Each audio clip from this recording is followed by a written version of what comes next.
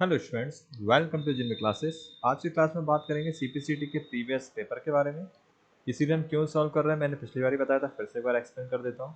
इससे हम टॉपिक के आसपास ही रहते हैं और हमें समझने में कोई भी दिक्कत नहीं आती है, सिलेबस से बाहर नहीं जाते हैं और आप में अच्छे परसेंट 100% स्कोर लाने के लिए सबसे इफेक्टिव तरीका है। आप अपने स्कोर को बहुत अच्छा कर पाएंगे। यहाँ पे हम केवल क्वेश्चन को ही सॉल्व नहीं करेंगे, हम मेरे क्वेश्चन को अच्छे से समझेंगे ताकि उससे रिलेटेड कोई दूसरा क्वेश्चन आए तो आप इजीली उसको सॉल्व कर पाए। ये पार्ट 2 है। पार्ट 1 में हमने कुछ 15 क्वेश्चन सॉल्व किए थे, उसी के बाद के क्वेश्चन हम इसमें सॉल्व कर रहे हैं। 31 जुलाई 2020 का शिफ्ट 2 का ये पेपर है। चलिए शुरू करते हैं। सूचना या डेटा को एक मोड में बदलने की प्रक्रिया विशेष रूप से अनधिकृत एक्सेस को रोकने के लिए होती है। यानी कि सूचना या डेटा को आप क्या करते हैं, कोड में बदल देते हैं और कोड में बदलने के बाद आप इससे हैकर्स से बचाने की कोशिश करते हैं। इसको हम क्या बोलते हैं, इसको हम बोलते हैं इनक्रिप्शन। इनक्रिप्शन क्या होता है? सूचना या डेटा, जब भी आप किसी को कोई फाइल ट्रांसफर करते हैं, जैसे कि मैं आपको कोई नंबर या कोई मैसेज शेयर करूं आपके साथ, तो मैं उसको इस तरह से शेयर करूं, वो सॉफ्टवेयर या प्रोग्राम उसको कन्वर्ट कर दे कोड में, फिर आपको रिसीव हो, फिर आप उसको डिकोड करें यानी कि डिस्क्रिप्ट करें, डिक्रिप्शन जो इसे हम बोलते हैं डिस्क्रिप्शन, जो इस इनक्रिप्शन किए गए कोड को वापस से नॉर्मल टेक्स्ट में लेके आएगा, उसे हम डिक्रिप्शन बोलते हैं। तो सूचना डेटा को एक कोड में बदलने की प्रक्रिया इनक्रिप्शन कहलाती है। क्या होता है इनक्रिप्शन? इसके ऊपर मैंने एक वीडियो भी बनाया है, वो भी आप देखें। बाकी मैं इसमें शॉर्ट में आपको समझा देता हूँ। जैसे कि हेलो, यहाँ पे एक मैसेज है, ये अनस्क्रिप्टेड प्लेन टेक्स्ट है, यानी कि यहाँ पे एक नॉर्मल मैसेज किसी को मैं हेलो व्हाट्सएप पे लिख के भेजता हूँ। व्हाट्सएप भी इंस्क्रिप्शन का पालन करता है और लगभग सभी मैसेजिंग ऐप्स या जो भी फाइल को ट्रांसफर करते हैं, नेटवर्किंग या जिस तरह की भी ऐप्स आप जो सॉफ्टवेयर यूज़ कर रहे हैं या ऑनलाइन भी वर्क कर रहे हैं, तो सभी लगभग इंस्क्रिप्शन को सपोर्ट करते हैं। इंस्क्रिप्शन में क्या होता है, आपका डेटा सिक्योर हो जाता है। कैसे? आप जब किसी को हेलो भेजते हैं तो आपके पास से निकलेगा तो हेलो, बट आपके पास से डेटा इंस्क्रिप्ट हो जाएगा और इंस्क्रिप्ट होने के बाद इंस्क्रिप्टेड डेटा कुछ ऐसा बन जाएगा, यानी आपके हेलो कुछ ऐसा हो जाएगा जो कि किसी हैकर के द्वारा यदि रास्ते में पढ़ा जाता है तो उसे समझ में नहीं आएगा। क्यों? क्योंकि उसे इसका मतलब ही नहीं पता। क्योंकि जब ये मैसेज जाएगा उसके साथ एक की भी जाएगी, इसे इंस्क्रिप्शन की बोलते हैं, जो इस कोड को डिकोड करेगी, यानी कि इसकी चाबी होगी जो जो इसको समझाएगी कि कौन सा मेथड या कौन सा फॉर्मूला लगा के इसको वापस से हेलो में कन्वर्ट करना है। जब हम किसी को मैसेज भेजते हैं, व्हाट्सएप का एग्जांपल समझा रहा हूँ, जब आप किसी को मैसेज भेजते हैं तो आपने लिखा हेलो, तो आपके पास से निकलेगा ये कोड और पीछे से निकलेगी एक की, इंस्क्रिप्शन की। फिर रिसीवर को मिलेगा ये कोड और पीछे से मिलेगी वो की, तो वापस से वो अनलॉक होगा। अनलॉक होने के बाद यानी कि डिस्क्रिप्ट होगा डेटा और वापस से सामने वाले को हेलो मिल जाएगा। आपने भेजा हेलो, उसको मिल गया हेलो, रास्ते में वो था ये कोड। अब हैकर्स दोनों चीज एक साथ नहीं कॉपी कर सकता, ना उसके पास मिल सकता। वो रास्ते में डेटा को कॉपी तो कर सकता है बट किसी एक जगह को, पर सबको नहीं। तो आपको समझ में आ गया इनक्रप्शन क्या होता है। इनक्रप्शन में हम डेटा को इंस्क्रिप्ट करके और फिर हम सामने वाले को सेंड करते हैं और इस सेंड किए डेटा को वापस से रिसीवर जो है वो डिस्क्रिप्ट कर लेता है और ये प्लेन टेक्स्ट में कन्वर्ट हो जाता है। बट ये हम नहीं कर रहे हैं, ये सॉफ्टवेयर ऑटोमेटिक कर रहा है। तो इसे हम डिस्क्रिप्शन बोलते हैं और डिस्क्रिप्शन मैंने आपको समझा दिया। ट्रांसलेशन को ट्रांसलेट करना होता है, यानी कि एक लैंग्वेज दूसरी लैंग्वेज में कन्वर्ट करना। तो उम्मीद है आपको समझ में आ गया इंस्क्रिप्शन कैसे वर्क करता है। आपके व्हाट्सअप पूरा इसी पे काम करता है, एंड टू एंड इंस्क्रिप्शन पे। नेक्स्ट क्वेश्चन की बात करते हैं हम। जून 2022 तक निम्नलिखित में से कौन सा विंडोज का नवीनतम संस्करण है? तो अभी विंडोज में कई सारे संस्करण आए, उसमें से एक्सपी विस्टा 7 और 10 थे। अभी जो जून 2020 तक का संस्करण है वो 10 है। विंडोज क्या है? विंडोज एक ऑपरेटिंग सिस्टम होता है जो कंप्यूटर को रन करने में मदद करता है। विंडोज के अलावा लाइनक्स, यूनिक्स भी ऑपरेटिंग सिस्टम आते हैं। विंडोज भी एक ऑपरेटिंग सिस्टम है जो कि माइक्रोसॉफ्ट का है। माइक्रोसॉफ्ट के लेटेस्ट वर्जन में विंडोज 11 अभी तक रिलीज हो चुका है, जो कि 2021 में आया था। विंडो 10 2015 में आया था और 2020 का पूछा है इन्होंने, तो अभी भी तो विंडो 10 ही चल रहा है। और रिलीज जो आई थी 2021 में आई थी विंडो 11 की। इससे पहले के वर्जन आप देख पा रहे हैं, 2013 में 8.1 आया था और 2012 में विंडोज 7, विंडो 8 और 2009 में विंडोज 7 आया था। और विंडोज 2000 जो आया था विंडोज 2000 में ही आया था। विंडोज मी भी 2000 में आया था, विंडो एक्स भी 2001 में और विंडो एक्स प्रोफेशनल 64 बिट पे 2005 में आया था। अब बीस्टा आपका 7 में। तो यहाँ पे अगली बार हो सकता है क्वेश्चन आपसे बीस्टा का पूछ लें या विंडो 11 का। चांसेस ज़्यादातर विंडो 11 के पूछने के, तो आप विंडो 11 का याद रखें, ये सबसे लेटेस्ट वर्जन है विंडोज़ का। 9 जैसा कोई वर्जन नहीं आया, 11 आया, 10 आया और 8.1। आप नॉर्मल कंप्यूटर पर जो सॉफ्टवेयर यूज करते हैं विंडोज ही होता है। मोबाइल में जो ऑपरेटिंग सिस्टम होता है वो एंड्रॉइड होता है। नेक्स्ट क्वेश्चन है, निम्नलिखित में से कौन सा विकल्प गैर संख्यात्मक डेटा का एक उदाहरण है? बहुत सरल है। गैर संख्यात्मक मतलब जो न्यूमेरिक या नंबरिक फॉर्मेट में ना हो। तो छात्र के अंक नंबर फॉर्मेट में होते हैं, कर्मचारी की आयु नंबर फॉर्मेट्स में होते हैं और छात्र का वजन भी नंबर फॉर्मेट्स में होते हैं। लेकिन कर्मचारी का नाम नंबर फॉर्मेट्स में नहीं होता है, ये टेक्स्ट में होता है, स्ट्रिंग में होता है या टेक्स्ट में होता है, अल्फ़ाबेट्स में होता है, इसलिए ये सही है। ये एक संख्यात्मक डेटा नहीं है, गैर संख्यात्मक डेटा का उदाहरण कर्मचारी का नाम है। डेटा टाइप्स में अगर हम इसको समझेंगे तो कोडिंग में इसको इंट, कैरेक्टर, फ्लोट और स्ट्रिंग से बताया जाता है। इंट मतलब इंटीजर, मतलब नंबर्स को रखने वाला, फ्लोट मतलब फ्लोटिंग नंबर्स यानी रियल नंबर या दशमलव वाली संख्याओं को रखने वाला, और कैरेक्टर मतलब जो अक्षरों को या सिंबल्स को रखता है उसे कैरेक्टर बोलते हैं। और स्ट्रिंग वो होता है जो किसी सेट को रखता हो कैरेक्टर्स के, जैसे कि राम, श्याम, मोहन, ये स्ट्रिंग है। 1 2 3 इंटीजर है, 2.5 3.6 3.9 ये फ्लोट नंबर है। डेटा के टाइप्स हैं ये अलग अलग। इसके बाद अगला जो है MS एक्सेल 2016 में तालिका में संग्रहित डेटा को सारांशित करने, क्रमबद्ध करने, पुनर्व्यवस्थित करने, समूहित करने, गणना करने, योग करने, औसत के लिए निम्न में से किसका उपयोग किया जाता है? तो MS एक्सेल तालिका को संग्रहित करने और सारांशित करने, अगर यही शब्द आपको सुनने में आ जाए तो उसके बाद आप बिना सोचे समझे टिक लगाएंगे पाइवेट टेबल पे। PIVOT पाइवेट टेबल या पिवट टेबल भी से बोला जाता है। पाइवेट टेबल का काम बड़े डेटा को छोटा करना, कॉम्प्लेक्स डेटा जो बड़ा डेटा होता है उसको समराइज करना, सारांशित करने का काम पिवट टेबल करता है। पिवट टेबल बहुत ही यूजफुल कमांड है और कई बार CPCD में इससे रिलेटेड क्वेश्चन आए। पिवट टेबल का मैंने अलग से वीडियो भी बना रखा है, बट एक बार मैं शॉर्ट में इस वीडियो में मैं आपको पिवट टेबल यूज करना सिखा देता हूँ। पिवट टेबल करने के लिए सबसे पहले हमारे पास कोई डेटा होना चाहिए। यहाँ पे मैं एक डमी डेटा क्रिएट कर रहा हूँ, नेम, सैलरी, मंथ, ईयर।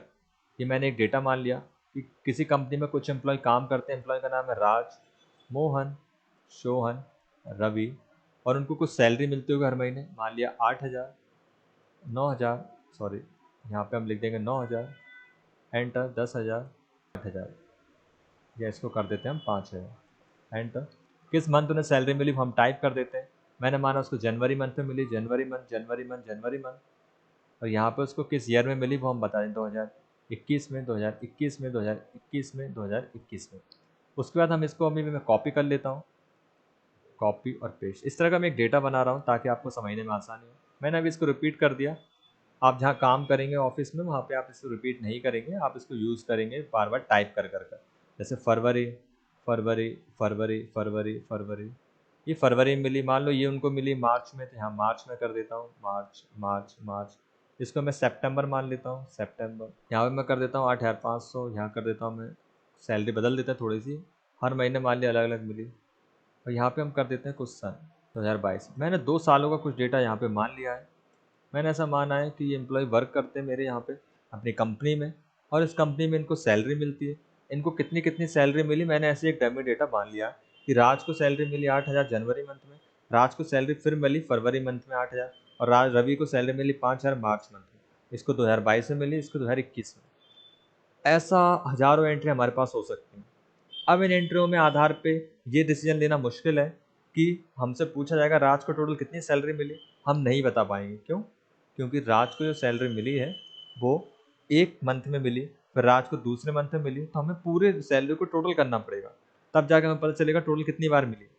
ऐसे ही हमसे ही पूछेगा 2021 में राज को कितनी बार मिली, तो पहले हमें राज को ढूंढना होगा, फिर हमें 2021 को ढूंढना पड़ेगा, फिर यहाँ पे डेटा आ जाएगा 2021 में जनवरी मंथ में मिली। ठीक है, उसके बाद 2021 में यहाँ पे कितनी बार मिली वो हमें यहाँ पे देखना पड़ेगा, 2022 में कितनी बार मिली वो देखना पड़ेगा। तो उसमें तो काफ़ी ज़्यादा टाइम लग जाएगा। इसको सॉल्यूशन है पिवट टेबल। सिलेक्ट करने के बाद आप जाएंगे, डेटा को सिलेक्ट करने के बाद आप जाएंगे, डेटा को सिलेक्ट कर लेता हूँ पहले मैं, को सिलेक्ट करने के बाद आप जाएंगे पेज लेआउट में, सॉरी इंसर्ट में, पिवट टेबल। पिवट टेबल पे क्लिक करने के बाद आप टेबल रेंज पे क्लिक करके ओके कर देंगे। तो देखिए आपकी पिवट टेबल बनकर तैयार है। शीट 1 पे आपका डेटा है, शीट 2 पिवट टेबल आ गए। अब आप नेम को उठा के रख देंगे आपके रो फील्ड पे, सैलरी को उठा के आप रख देंगे वैल्यू फील्ड पे, क्योंकि जुड़ने वाली चीज़ वैल्यू है। रो आप नेम को कॉलम में भी रख सकते हैं, वो आपके ऊपर डिपेंड करता है। मंथ में मैं कॉलम को रख देता हूँ और ईयर को फिल्टर में रख देता हूँ। देखिए मोहन को कितनी सैलरी मिली आ गया, राज को कितनी मिली वो भी आ गया, टोटल भी आ गया, ग्रैंड टोटल भी आ गया। अब हम क्वेश्चन को अगर पढ़ेंगे तो MS एक्सेल तालिका को संग्रहित डेटा को सारांशित करने के लिए क्रमबद्ध करने में, तो क्रमबद्ध भी हो गया, पुनर्व्यवस्थित करने, समूहित करने, गणना करने, योग करने, औसत निकालने, वो सारे काम यहाँ पे हो चुके हैं। आप देख रहे हैं टोटल भी निकल गया सबका। मैं चाहता हूँ इसका सम ना निकले, तो मैं यहाँ पे फील्ड सेटिंग में जाऊँगा, और यहाँ पे फील्ड सेटिंग से मैं एवरेज भी निकाल सकता हूँ, काउंट भी कर सकता हूँ, जो भी मेरा डेटा हो उसके आधार पर। ये तो सैलरी है तो मैं इसको काउंट ही करूँगा। तो उम्मीद है आपको समझ में आएगा पिवट टेबल के बारे में। इससे कई सारे क्वेश्चन आते हैं, आप इसको जरूर करके देखें, और समझ में ना आया तो आप एक बार वीडियो पूरा देखें। मैंने अलग से एक वीडियो बनाया पिवट टेबल का, उसमें आपको समझ में आ जाएगा। निम्नलिखित में से कौन एक सामान्य कंप्यूटर पेरिफेरल उपकरण नहीं? देखिए, mouse, monitor, 3D printer, keyboard ऐसी डिवाइस जो आसानी से कनेक्ट और डिस्कनेक्ट हो जाती है और जो प्राइमरी फंक्शंस की तरह काम। डेफिनेशन पढ़ लेते हैं एक बार हम। What does peripheral device means? ये peripheral device is an internal और एक्सटर्नल डिवाइस, यानी कि आंतरिक और बाहरी डिवाइस होती है जो कनेक्ट होती है डायरेक्टली कंप्यूटर से और other digital voice devices, but does not contribute to the computer primary function.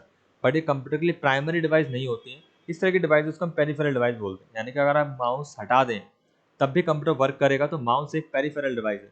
आप मॉनिटर को हटा दें तब भी कंप्यूटर वर्क करेगा, बस आपको दिखाई नहीं देगा, ये भी पेरिफेरल डिवाइस है। कीबोर्ड भी पेरिफेरल डिवाइस है। ऐसे 3D प्रिंटर, तो प्रिंटर की बात करो, प्रिंटर भी पेरिफेरल डिवाइस है। बट पेरिफेरल उपकरण में 3D प्रिंटर नहीं आता, क्योंकि 3D प्रिंटर किसी तरह का कोई फंक्शनलिटी नहीं करता कंप्यूटर के साथ। 3D प्रिंटर एक अलग तरह की डिवाइस होती है। मैं आपको यहाँ पे लिस्ट दिखाता हूँ कौन कौन सी टॉप 10 पेरिफेरल डिवाइस है। Mouse, keyboard, webcam, microphone, monitor, speaker, projector और प्रिंटर, ये सभी कैसी डिवाइसेस हैं? Peripheral devices. तो जब भी एग्जाम में आता है माउस, मॉनिटर, कीबोर्ड, ये तो पेरिफेरल डिवाइस है ही, इनके अलावा ये पेरिफेरल डिवाइस नहीं है, आप इनको याद रखें। इसमें आप देख पा रहे हैं 3D प्रिंटर का नाम कहीं नहीं लिखा हुआ है। मॉनिटर एक पेरिफेरल डिवाइस में काउंट होता है। नेक्स्ट क्वेश्चन की बात करते हैं हम। निम्नलिखित से एक प्रभाव प्रिंटर है। प्रभाव मतलब इम्पैक्ट प्रिंटर। तो प्रिंटर के टाइप्स पहले पता होना चाहिए आपको, फिर से हम एक डायग्राम के थ्रू समझते हैं। टाइप्स ऑफ प्रिंटर में हमारे पास दो प्रिंटर होते हैं, एक impact printer, non impact printer. ऐसे प्रिंटर जो प्रिंटिंग करते समय अपना थोड़ा प्रभाव छोड़ देते हैं उन्हें हम इम्पैक्ट प्रिंटर बोलते हैं। क्यों? क्योंकि ये स्याही की बूंदों की मदद से प्रिंट करते हैं। इम्पैक्ट प्रिंटर के भी दो टाइप्स बताए गए, कैरेक्टर प्रिंटर और लाइन प्रिंटर। जो कैरेक्टर वाइज कैरेक्टर प्रिंट करते हैं उन्हें हम डॉट मैट्रिक्स प्रिंटर या डेजी व्हील प्रिंटर बोलते हैं। और जो लाइन वाइज लाइन प्रिंट करते हैं उन्हें हम ड्रम प्रिंटर, चेन प्रिंटर और बैंड प्रिंटर भी बोलते हैं। ये सभी इम्पैक्ट प्रिंटर के अंतर्गत आते हैं, और इनमें से ये वाले लाइन प्रिंटर में और ये कैरेक्टर प्रिंटर में आते हैं। कैरेक्टर इसलिए क्योंकि कैरेक्टर वाइज प्रिंट करते हैं। Dot matrix printer impact printer है।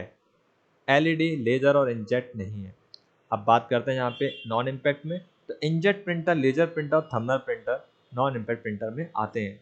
और इसके अलावा पॉपुलर प्रिंटर्स की बात करें तो प्रिंटर्स में 3D प्रिंटर्स और multimedia for all in one और इस तरह के एलईडी प्रिंटर्स भी यहाँ पे यूज़ किए जाते हैं। आप तो इसको याद रखें, प्रिंटर दो तरह के होते हैं, इम्पैक्ट और नॉन इम्पैक्ट। और इम्पैक्ट में कैरेक्टर प्रिंटर में आते हैं डॉट मैट्रिक्स, डेजी व्हील, और लाइन प्रिंटर में आते हैं ड्रम, चेन, ब्रांड प्रिंटर। और नॉन इम्पैक्ट प्रिंटर में आते हैं इंकजेट प्रिंटर, लेजर प्रिंटर और थर्मल प्रिंटर। उम्मीद है आपको समझ में आएगा। अब नेक्स्ट क्वेश्चन की बात करते हैं। एमएस वर्ड 2016 में दिया गया आइकन तब प्रदर्शित होता है जब पत्र की मेल मार्जिंग के तीसरे चरण में रेडियो बटन सक्षम हो। एमएस वर्ड की मेल मर्ज कमांड होती है।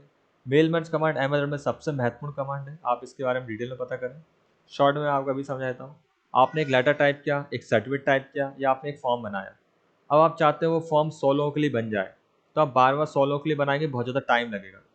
तो आप पहले तो एक लिस्ट क्रिएट करेंगे जिसमें उन सब की डिटेल्स भरी होगी। वो लिस्ट एक्सेल पे भी आप क्रिएट कर सकते हैं। फिर इस लिस्ट को क्रिएट करके आप डायरेक्ट अपने एमएस वर्ड में यूज़ कर सकते हैं उसी लेटर में। तो एक ही लेटर में बस नाम की जगह खाली छोड़ देना आप। जैसे आप शादी का कार्ड क्या करते हैं, एक जैसे छपवा लेते हैं और नाम खाली छोड़ देते हैं, बाद में नाम भर भर के सबको आप दे देते हैं। बिल्कुल मेल मर्ज भी ऐसे ही काम करता है। आप एक फॉर्मेट तैयार कर लें और उस लिस्ट के आधार पे वो फॉर्मेट ऑटोमेटिक सभी के लिए अलग अलग बन जाएंगे। तो एमएस वर्ड 2016 में दिया गया आइकन तब प्रदर्शित होता है जब पत्र की मेल मार्जिंग के तीसरे चरण में रेडियो बटन सक्षम होता है।